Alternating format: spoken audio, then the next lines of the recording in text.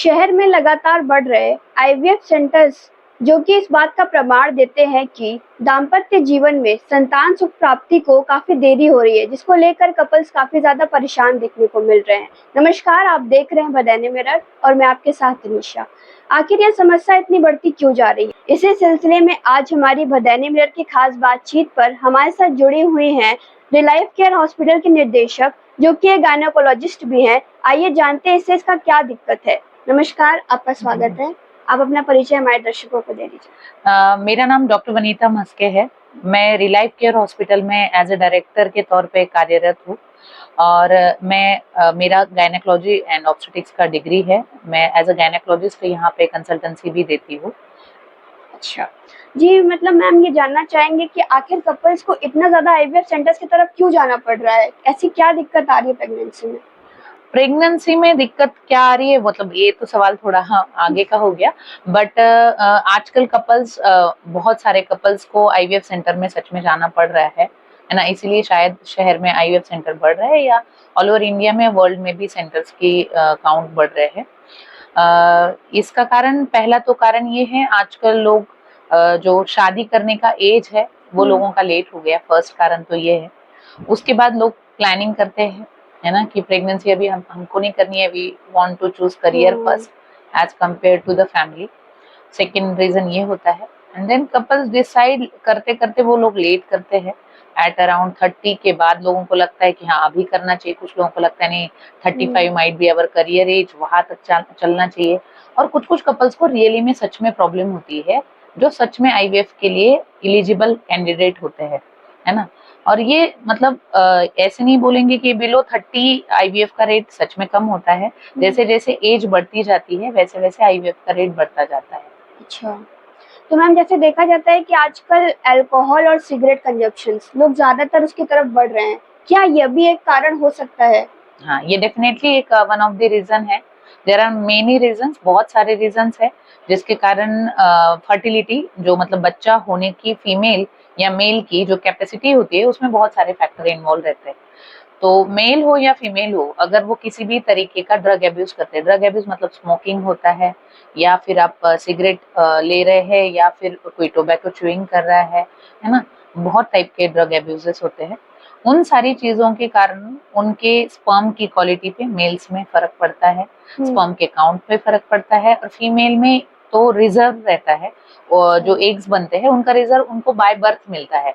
अगर उनको इन सारी चीजों का एक्सपोजर उन एग्स को होता है तो बट ऑब्वियस फर्टिलिटी में उनके भी प्रभाव पड़ता है। अच्छा। ये दोनों चीजें फर्टिलिटी के हिसाब से सच में हानिकारक है।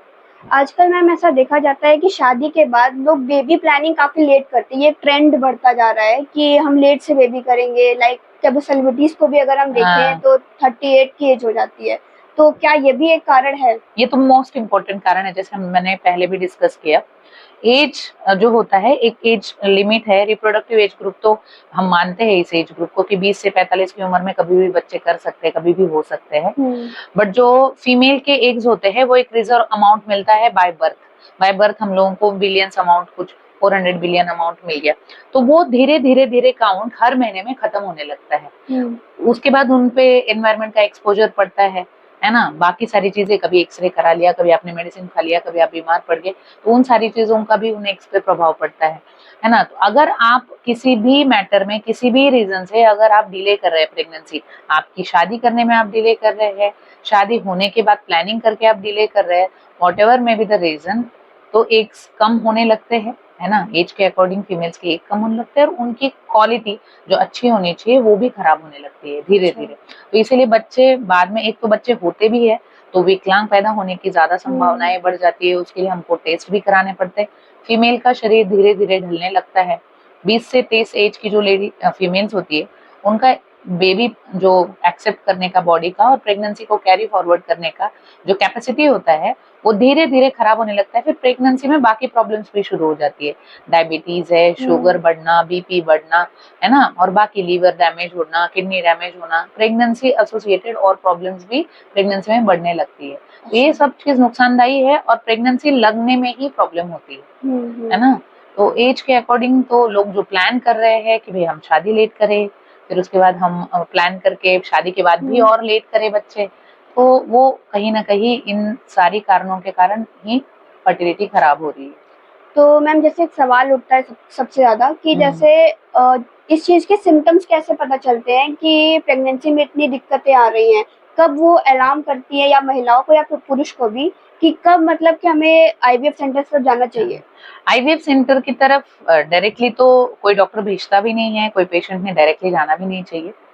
पहला बात ये होता है कि शादी के अगर लगातार 1 साल तक हस्बैंड वाइफ दोनों साथ में रह रहे हैं, साथ में ही है, कोई मतलब ये नहीं कि भाई 2 महीने के लिए हस्बैंड कहीं बाहर रहते हैं, 2 महीने के लिए साथ में रहते, फिर 2 महीने के लिए जाते, अच्छा। वैसे वाला साथ में नहीं। 1 साल अगर वो साथ में ही है, कंटिन्यूस साथ में है ना, कंटिन्यूस भाई अच्छे से उनका शारीरिक संबंध भी बन रहा है, तो अगर ये सब चीजें अगर आइडियल है, विद इन 1 ईयर के ड्यूरेशन में अगर उनको बेबी नहीं होता है, तब हम उस कपल को इनफर्टाइल कपल मानते हैं। भाई इनको प्रेगनेंसी नहीं रुक रही है, तब ऐसे कपल को जाके डॉक्टर को दिखाना चाहिए, भाई हमें कुछ प्रॉब्लम हो सकता है, छोटी मोटी प्रॉब्लम कई बार निकल के आती है, कई बार हल्का सा ब्लड इन्वेस्टिगेशन में थायराइड एबनॉर्मल आ जाता है, कई बार फीमेल्स के भाई पीरियड्स रेगुलर नहीं आ रहे हैं, है ना, ये भी प्रॉब्लम होती है। कई बार भाई मेल्स में भी कभी स्पर्म काउंट कम होने के बहुत सारे इन्फेक्शन है, उनके कारण उनके काउंट खराब है, यूरिनरी ट्रैक्ट इन्फेक्शन है हस्बैंड वाइफ दोनों में। ये बहुत सारे ऐसे रीजन होते हैं जिनके कारण प्रेगनेंसी नहीं रुक रही होती है, तो वो छोटे मोटे कारण डॉक्टर को मिलने के बाद पकड़ में आ जाते हैं, जिनका अगर हम छोटा ट्रीटमेंट भी कर दे, एक छोटे लेवल पे भी ट्रीटमेंट करे, तो भी कपल कंसीव कर सकते हैं। तो अगर 1 साल तक साथ में रहने के बाद सच में प्रेगनेंसी उनको नहीं आई, तब आपने डॉक्टर के पास जरूर जाना चाहिए, if you wish to conceive, है ना, भाई आपको चाहिए कि भाई बेबी होना चाहिए था 1 साल के अंदर, हुआ नहीं, तब आपने डॉक्टर के पास जरूर जाना चाहिए।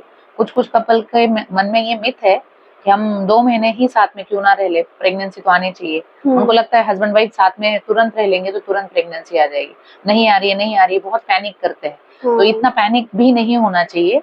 1 साल का ड्यूरेशन मतलब पूरा है मेडिसिन, मतलब उसको स्ट्रांगली प्रूव भी है कि भाई विद इन 1 ईयर में अगर बेबी प्लान नहीं हो पाता है, नहीं कंसीव आप करते, तब आपने जरूर डॉक्टर को दिखाना चाहिए। तब तक तो ट्राई करना चाहिए 1 साल के लिए, है ना।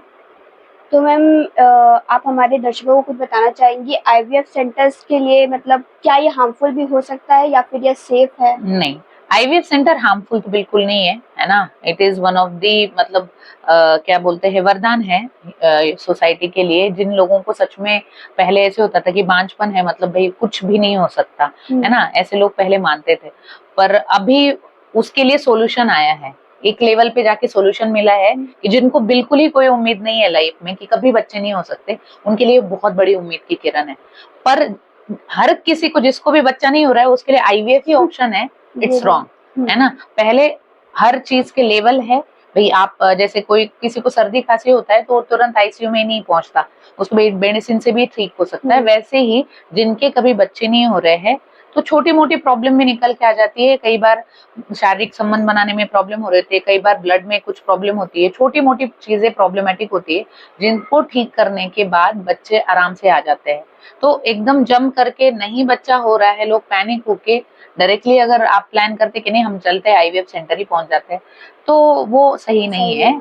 आप अपना पहले एक नॉर्मल कोई भी गायनेकोलॉजिस्ट है जो डिग्री होल्डर डॉक्टर है, आप उनसे जाके मिलिए, आप एक कंसल्टेशन लीजिए, और कंसल्टेशन लेने के बाद अगर आपको सच में उसमें कोई प्रॉब्लम आ रही है तो आप उनकी ट्रीटमेंट फॉलो करिए, है ना। जो गायनेकोलॉजिस्ट होते हैं वो भी चाहते हैं कि भाई आपकी प्रेगनेंसी आ जाए। इफ भाई उनको लगता है कि अब नहीं हो सकता है या कोई ऐसी कारण है जैसे दोनों ट्यूब्स ब्लॉक पड़ी हुई है, तो उसमें प्रेगनेंसी नेचुरली कभी आ ही नहीं सकती, वो डेफिनेटिव इंडिकेशन है आईवीएफ का। डॉक्टर आपको खुद ही एडवाइस करते हैं कि आप आईवीएफ सेंटर जाइए, है ना। एक ट्रायल देने के बाद कोई भी डॉक्टर आपको अपने आप ही एडवाइस दे देता है कि आपने आईवीएफ सेंटर पे जाना चाहिए ना। तो आईवीएफ सेंटर मतलब ये नहीं बोलेंगे कर्स है सोसाइटी के लिए, it is a blessing for human society. जिनके सच में बच्चे कभी नहीं होते हैं, अगर उन कपल के लिए आप बात करेंगे जो बहुत प्रताड़ित होते हैं घर में, सोसाइटी में, कि आपके बच्चे नहीं हो रहे, आपका बांझपन है, गलत तरीके से लोगों को ट्रीट किया जाता है, उन लोगों के लिए एक वरदान है। बट हर किसी के लिए यही सोल्यूशन है, ये चीज गलत है। बहुत बहुत धन्यवाद मैम, आज आपने हमारे साथ जुड़ा। Thank you.